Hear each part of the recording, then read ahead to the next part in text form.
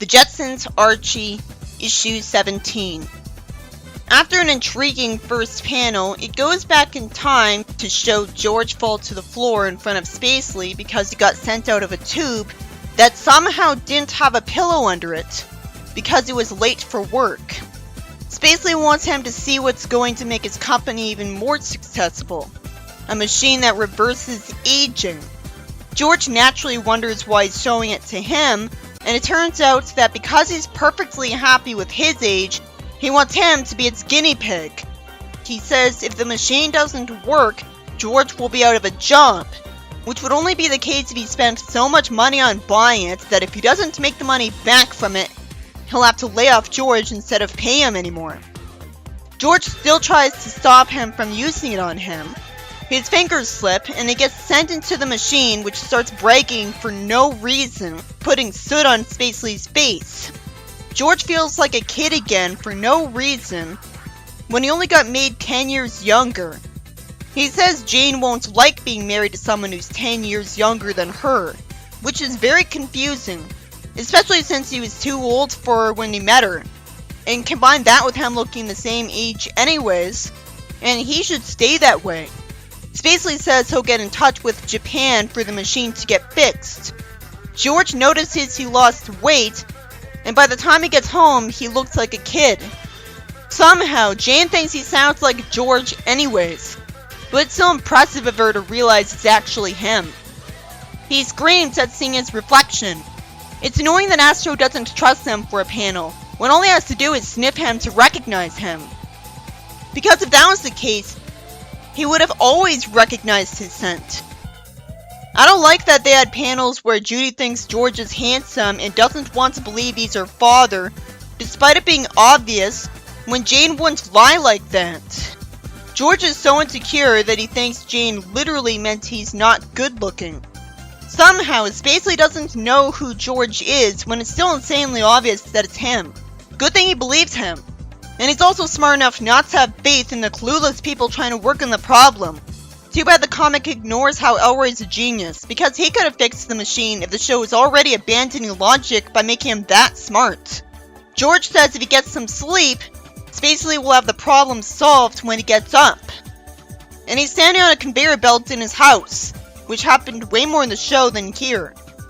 Jane refuses to let him sleep in her bedroom even though she's his wife, but her loyalty is so arbitrary that it means nothing right now. Elroy's generous to him. George wakes up after what must have been just a nap or he'd already be gone, and somehow Elroy doesn't see him and assume he's his father. It's kind of sweet that Elroy wants to play spaceball with him and appreciates him, even if he should know he doesn't have time for that. George gives his wife a kiss in the cheek, and out of nowhere a traffic cop harasses him, which also already happened in the show. It's annoying because I feel like he could have very easily not seen him, like if he was driving in a different area. But it turns out he was actually a hero in this story, because if he hadn't pulled him over, George would have turned into a baby while driving the car, and gotten killed and never gotten taken home by him. There's nothing in the baby blanket, so we see the family cry and wants him back. It's shockingly sad, but it's good to get a reminder that they love him, especially after last issue. George comes back and back to his original age because the effect's only temporary. And somehow he thinks he can get away with insulting his boss right behind him. So, the machine worked by putting stuff on a person, and that stuff doesn't actually stick around forever like he hoped. By stuff, I mean potion ingredients too small for them to see, or nanomachines. I'm not sure why the inventor of the machine was unaware that the effect was temporary. It's funny that Spacely's eyes get yellow rings around them just because he's upset, even if it wouldn't happen because he'd have no reason to alter himself to be that way. The story ends with Spacely thinking he's ruined, so this has to be another universe from the other stories because in this one he and George lose their jobs. Unless Spacely can get a loan and is destined to pay it off in time. It's ending at this point to be a funny ending, but it could have very easily been told that he could still make money off of it. People would still pay to become kids temporarily. In the next story, Judy's friend tells her to put the robot bands back on the screen because she can't hear or talk to her beside her. which she somehow wasted time trying to do. I read that band name as the Grateful Dead at first. You'd think the members of bands wouldn't all be robots, because it wouldn't be as good for marketing to most people. I don't see why her friend says Space Daddy. Judy thinks her parents would let her go to the concert, so I'm guessing they won't, even though you'd think she'd know them after years. A robot hand holds her hair and another one combs it. Predictably, George refuses to let her go to a concert. Not even trying to explain himself, like saying it could cause some hearing damage. And even when she says she won't be by herself after all because her friend Nina's going with her, he somehow still refuses and says she'll be unchaperoned. So he's being sexist because he doesn't think Nina counts because she's a girl. You'd think that's what happened in the future. What he should explain is that by unchaperoned he means he doesn't want her to meet a guy, but she's gonna do that when she goes to high school anyways, which she does every day. And she constantly has boyfriends and nothing really bad happens. At least Jane thinks he's wrong. Judy should have expected this from George because he's usually a stupid jerk. He puts his foot down and it's not explained why that breaks his foot. Jane tells Elroy to send in a flying device that x-rays his foot, doing it at home to save on medical bills. It's confusing that Elroy's smiling when saying his father's foot is hurt, and just asks if he could take the x-ray to show and tell, as if a bunch of kids would want to see that. If you think about it, it makes sense for him to have a problem with such a stupid jerk father who never listens to him and believes him. But it's confusing because he's a kid and that's his father. I hate that Jane calls the hospital by a stupid name for no reason. No one would put space in so many different terms for no reason. Rosie gets told to carry him to the hospital so he could get his broken bones ultra knitted. By that I think she means nanobots knit the bones to fix them. He complains that the emergency room can keep you waiting 10 minutes. I guess the joke is that in the future it keeps you waiting for a smaller amount of time. That could be because everyone can drive a much further distance in a small amount of time. So with much greater variety in hospitals to choose from, hospitals aren't overcrowded anymore. But why is there even a 10-minute wait then? George gets picked up by the robot hands of a floating gurney in front of the hospital. He's picked up by the back of his clothes and dropped onto the mattress. Somehow, I don't think it's realistic for it to be that rough. I feel like it hurts some people even more that way.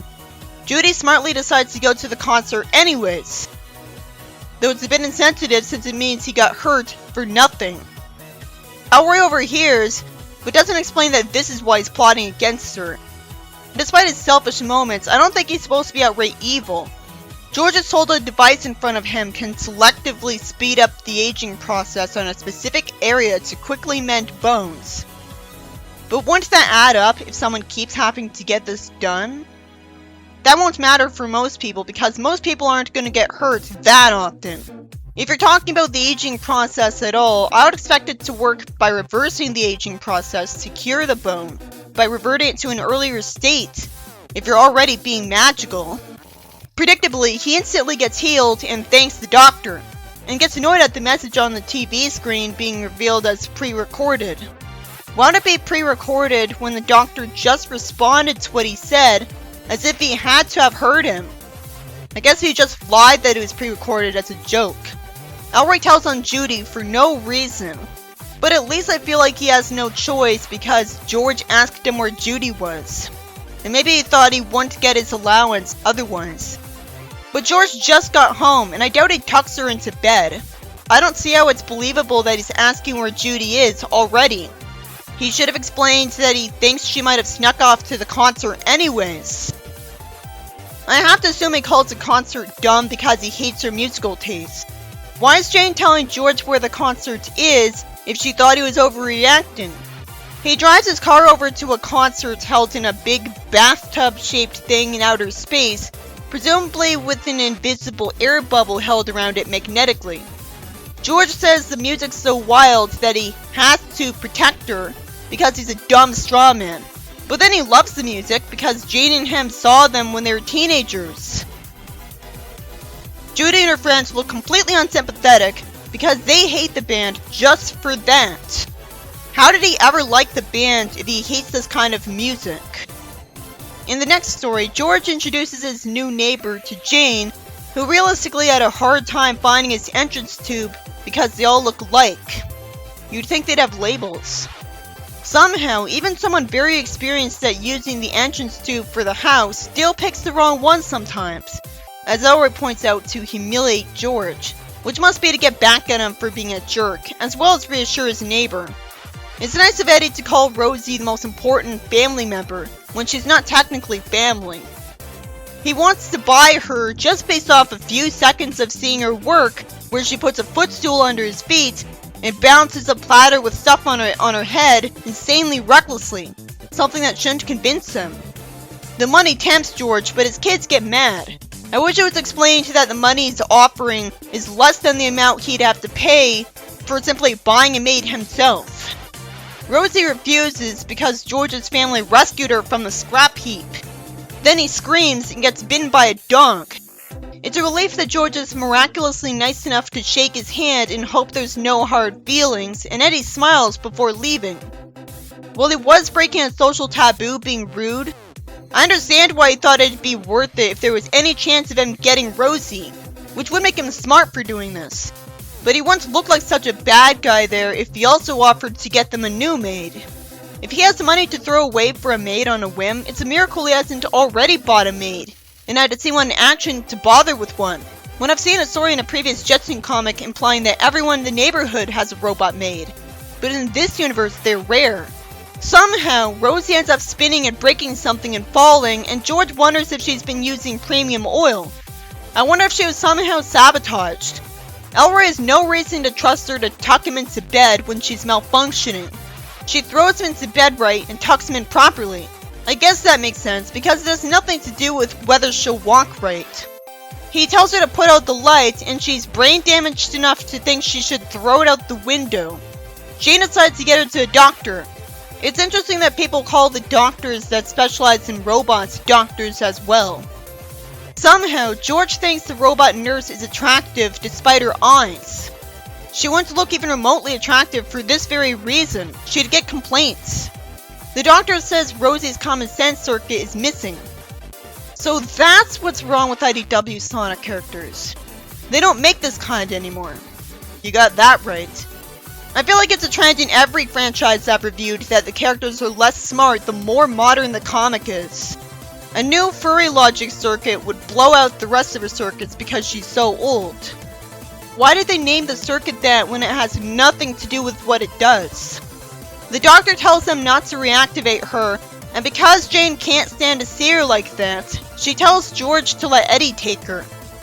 The family hears crashing noises, and go figure, Eddie took her furry logic circuit.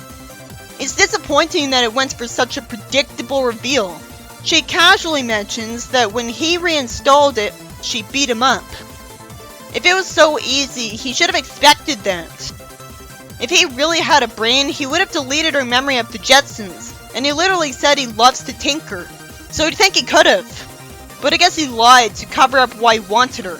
You'd think Rosie wouldn't have been able to hurt him, because that breaks one of the laws of robotics. The Jetsons, Archie, Issue 8.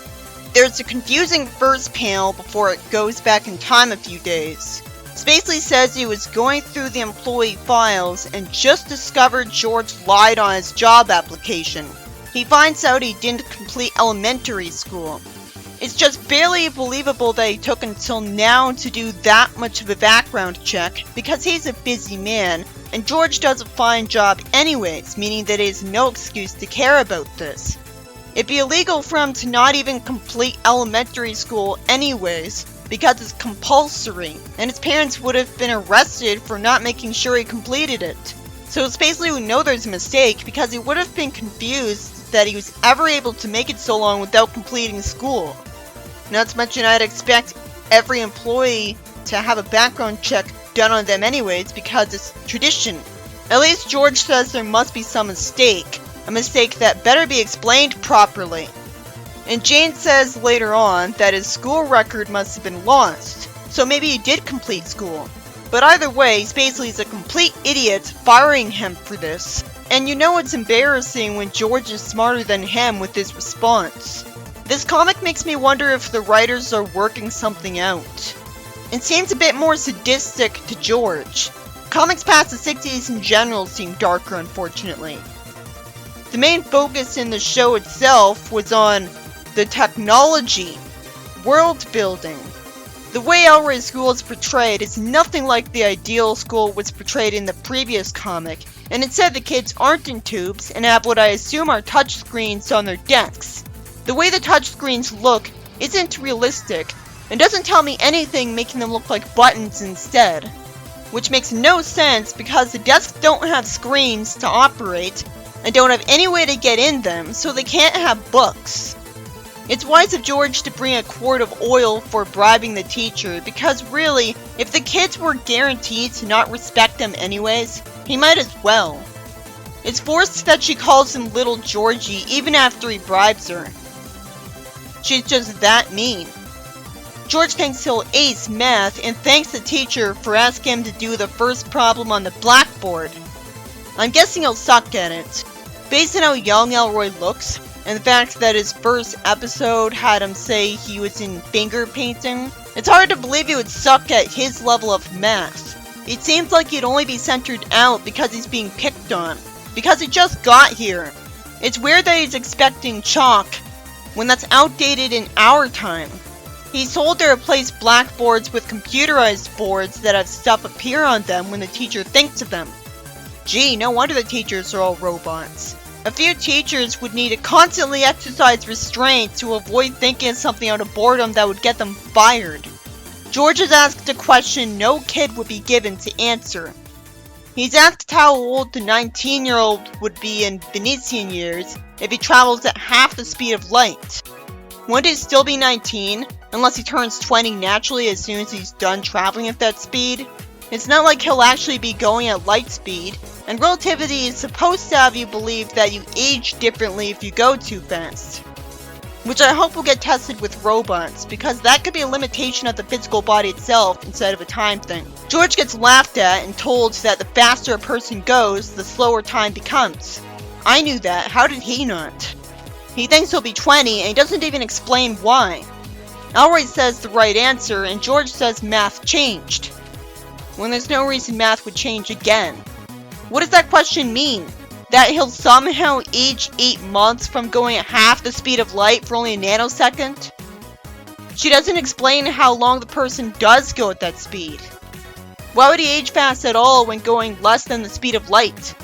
Elroy gates the comic by saying no father understands the new math, even though it's the future. George can't stand the cafeteria lunch because he can't even see it because of school budget cuts and a ridiculous, unbelievable happening. Just for satire. The story completely misses the point of the Jetsons. He's supposed to be going to a better school than ours. You're supposed to be looking forward to the future with this, not hating it because the cowardly writers are terrified of the future and change when they're writing sci-fi. We get it, you hate school, but that doesn't justify ruining the story for people. I could have written this better by having them take food pills instead and being underwhelmed at that. George listens in on the principal's office where conveniently some people mention that they're making tons of money off cutting back on the kids' food. But if the parents find out, they'll go to jail. I guess they get away with it because nobody believes the kids about how small the food portions are and they expected that. At least there's an in-story excuse for this because it's actually the conflict, but it still wouldn't have happened. The kitchen robots are complaining about it and somehow the principal thinks it's none of their business. He demands for the head robot to go to his office for a talk.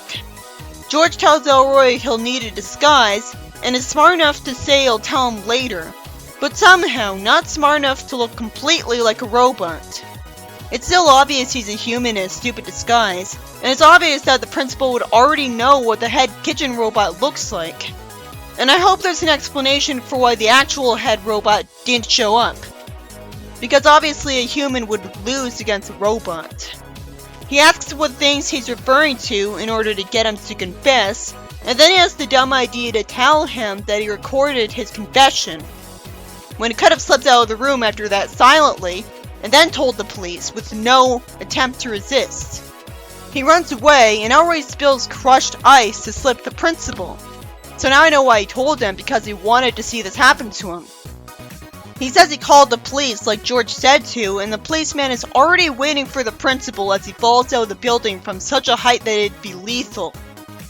Even after landing on a car after something like that, this still killed a background character in Seinfeld. I'm forced to just assume the robot being made the new principal is the head kitchen robot. It's weird because he's about running the kitchen. He thanks them and rewards George with an honorary diploma. Honorary means not real, so he wouldn't get his job back unless it looks genuine. And there's no way for Spacely to find out it's fake. So he wouldn't get his job back unless it looks genuine, and there's no way for Spacely to find out it's fake. You think Spacely would question, hey, how can you possibly have gotten an actual diploma that fast? I guess he doesn't actually care, and is just firing him because he thinks he's forced to. Well, what's awesome to see the principal get triumphed over effortlessly, George would have never even had to solve this problem at all, so it's just that the writer wrote himself into a corner. In the next story, George drives his car up to a floating park in space with an air dome over it for a father-son competition. George has no reason to say it looks like a big turnout when he can't see anyone from up here. The first event's called the Super Throw, even though the football gets fired out of a handheld cannon, so it requires no effort. Why should I be interested in seeing some random kid catch a football for some random guy? He uses a rocket on his back to fly and catch it. George tries and hits the accelerator, only to fly in loops going out of control. Why would it go in circles without trying? He crashes through the air dome glass. That kills someone, so the park wouldn't be in space if this is a hazard. Jane thinks George should quit because he got hurt by a meteor earlier. Is anyone else bored of her always being right? She never has any fun. She never has stories where she's the protagonist anymore. I guess he'll lose every event. George gets a cramp in his leg the instant he's expected to start racing inconveniently, and he bounces and runs into a tree. Jane decides to help him with the scavenger hunt for colored rocks. There's no reason the event would involve blindfolding the dads. That's not fair. It'll make things take forever. And there's a problem when even he knows it's not safe, and they don't.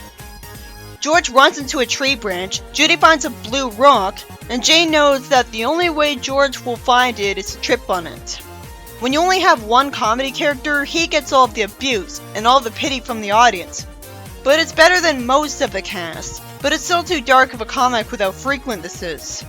I know why the writers hate him, but he's still not making for satisfying stories this way. I'd rather all the abuse be given to villains. And calling George an outright villain is a stretch. The yellow rock gets thrown on his head by his own wife because she'd rather injure him than not help him in the scavenger hunt. Imagine if she missed and hit Elroy when most people suck at aiming. Then all of their help ends up pointless because Elroy and George came in last, which at least makes sense. And it keeps things from being depressing as possible because miraculously George stays chipper about this. He also talks in a sexist way even though it's the future because the writer has a needlessly low opinion of him.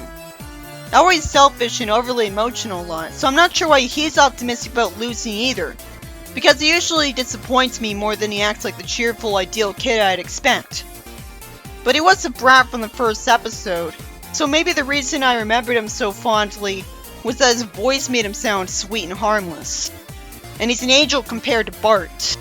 In the next story, after George gets upset at Jane marrying someone else and shooting him, he wakes up from a bad dream and says she left him for her high school boyfriend. It'd be silly of him to think she'd leave him for someone else, but she deserves for him to doubt her loyalty after what kind of wife she's been in this comic. At least in the previous comic, her shining optimism made her a pleasant surprise. But here, she reminds him she told him that Roger called her to have lunch and talk. And she's perfectly casual about leaving for an hour to have lunch with her ex. I bet George wouldn't be allowed to do this.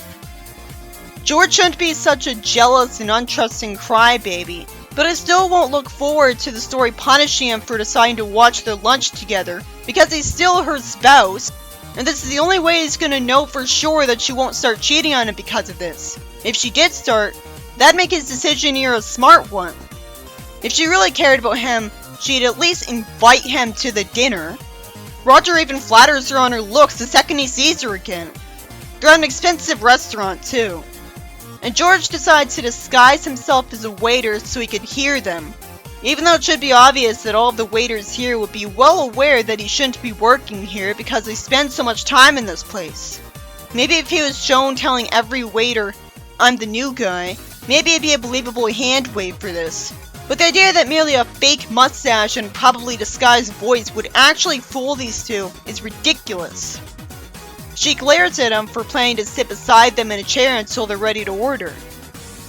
Roger's rude enough to call him annoying and even ugly just because of this, when he really shouldn't care that a waiter's gonna sit beside him, and if anything should be happy that he'll get prompt service the instant he does want to order. This would make sense if either he knew it was George or looked down on waiters. Granted, maybe I could understand why he'd be squeamish about a waiter listening to his private conversation with an old friend if he's that much of a coward, but that doesn't justify these childish insults, and planning to report him like a Karen for naturally being furious with him for it. At least Jane successfully convinces them to ignore him and tell her what his job is. The story's gotten me to turn on Roger, even if George is being an unrealistic cartoon character with the extreme he just went to. Roger says all he does is sell movie theater candy, and that makes George laugh. So George isn't being nice either, but at least Jane wisens up, telling Roger to order and be done with it already. George takes their orders, and I'm relieved when he realizes Jane would never leave him for someone that lame. But then he finds out he sells candy to movie theaters and is rich. George freaks out and accidentally drops the plate of food on him. Then the police show up because someone at the restaurant realistically figured out that he's not one of their waiters. But I don't think it's realistic for the police to be here already. Then again, it's a world where people can drive extremely fast in their cars, so it wouldn't really matter how far away the police station was. That explains the first story too. I hate that George says out loud that Jane will kill him for spying on her, when obviously Jane would hear this because he's right next to her. He accidentally runs into tables and makes them fall over, decides to swing on the chandelier to go faster because movie heroes do it, and then smacks into a wall. Jane doesn't even care that her husband's gonna be arrested, and sure he caused a lot of trouble, but where's her compassion? She says she's gonna pick out the dresses he's gonna buy for her. She tells Roger she's gonna help her husband after all, and only wanted to teach him a lesson, when he's already being taught a lesson. But how'd she be able to help him? She says she's glad he became a success, and that she got to marry George, despite what he turned out to be like for some reason. I wish it was written to have a thought bubble explain that the reason she's glad she didn't marry Roger instead is that he's the type to call people ugly and annoying at the slightest excuse. I hate that the story had no sci-fi in it. The first story is about George getting forced to test out a de-aging machine, and he gradually becomes a kid because of a malfunction that isn't explained.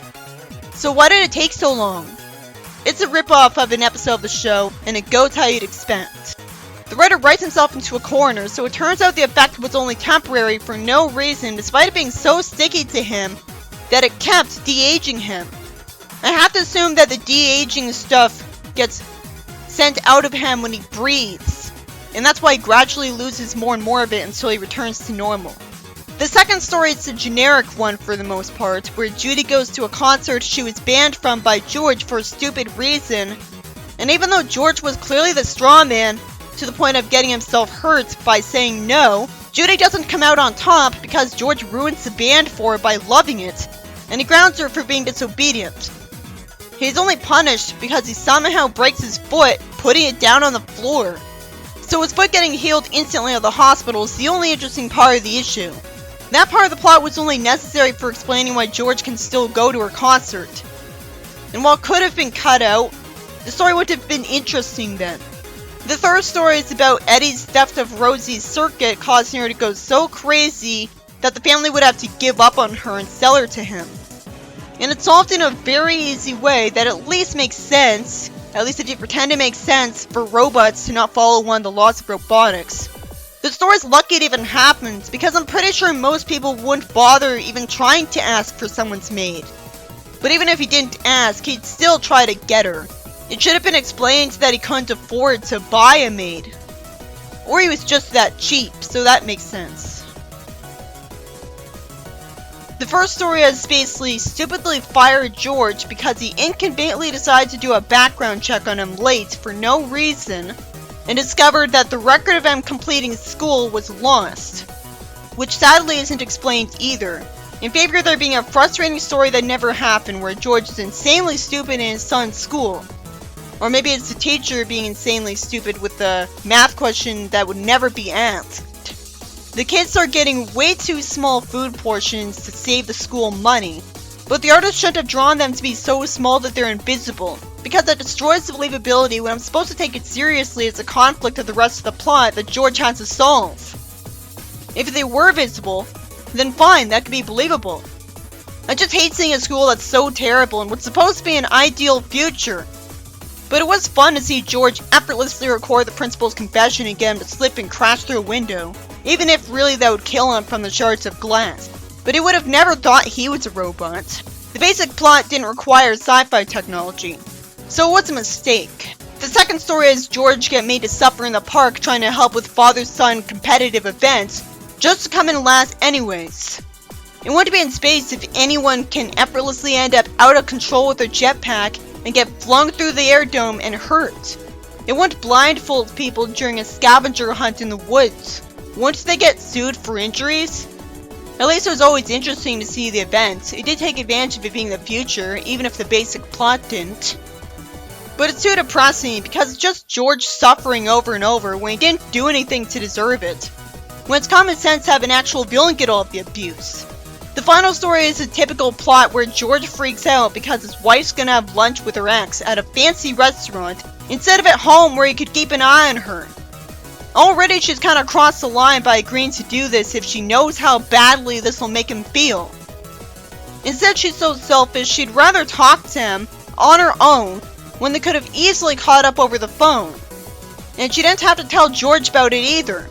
The whole plot could have been avoided if Jane was a remotely considerate wife, or if George wasn't a lunatic who disguised himself as a waiter to spy on them when he should have known the people working there would know he doesn't belong there.